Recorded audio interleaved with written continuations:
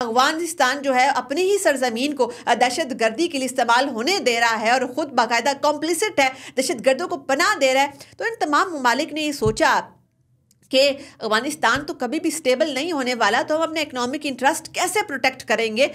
China بھی پاکستان کے ساتھ اس کے لیے آن بورڈ ہے کہ اگر واخان کے اوپر یہ تمام ممالک تاجکستان اور یہ چائنا اور ایون پاکستان اگر جوائنٹلی اس کے اوپر ایک اپنی جو ہے ریٹ قائم کرتے ہیں، تو یہ سینٹرل ایشین تھے کہ ایک تو ان کی ایکسیس جو ہے وہ افغانستان کو بائی پاس کر کے ہو جائے گی، دوسرا جو افغان گورنمنٹ ہے اس کو بھی ایک بڑا اچھا لیسن یہ سکھا سکتے ہیں، ان کو سبق سکھا سکتے ہیں جو پاکستان کی ڈیورنٹ لائن کے حوالے سے جو ہے مذاکرہ خیز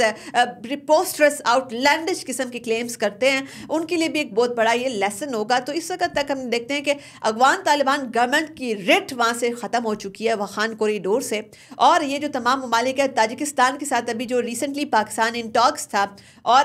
تاجکستان جو کہ ایک ایسی گورنمنٹ وہاں موجود ہے جو کہ برملا پوری دنیا کے فورمز کے اوپر طالبان گورنمنٹ کی افغان طالبان گورنمنٹ کی شدید مخالفت کرتی ہے، وہ بھی پاکستان کے ساتھ آن بورڈ ہے کہ واخان کوریڈور سے